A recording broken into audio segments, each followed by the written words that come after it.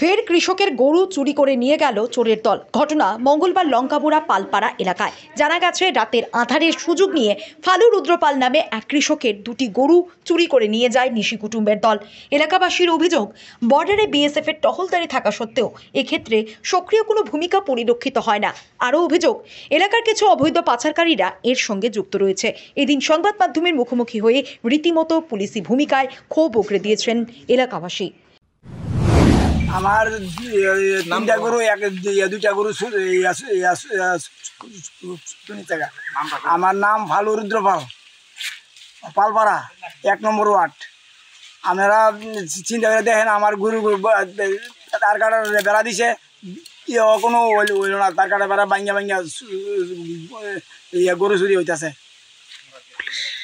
পুলিশের কাছেও আমরা খবর দিছি, পুলিশের কোনো এখন পর্যন্ত কোনো খবর নাই।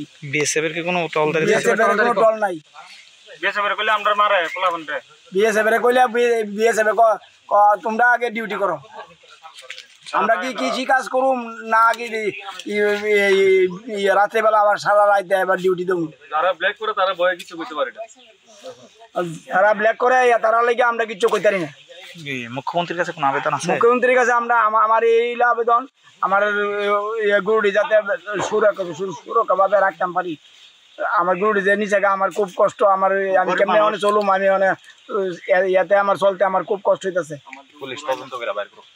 পুলিশ তদন্ত করে আমি গরুটি চাই। আমি পুলিশ তো ফোন করে চাইছে না। ঠিক আছে, আমি শুনছি এখানে গরু চুরি হয়েছে।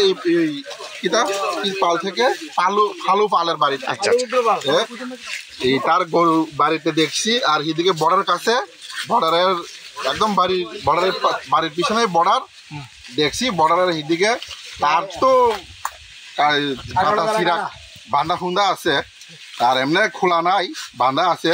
বর্ডারের কাছে বাড়ি, তার বলে গরু দুইটা চুরি হয়েছে। কটা গরু? দুইটা। আচ্ছা, কোন জায়গা এটা? জায়গার নাম কি? লঙ্কামোড়া পালপাড়া। পালপাড়া। ঠিক আছে, থ্যাংক ইউ।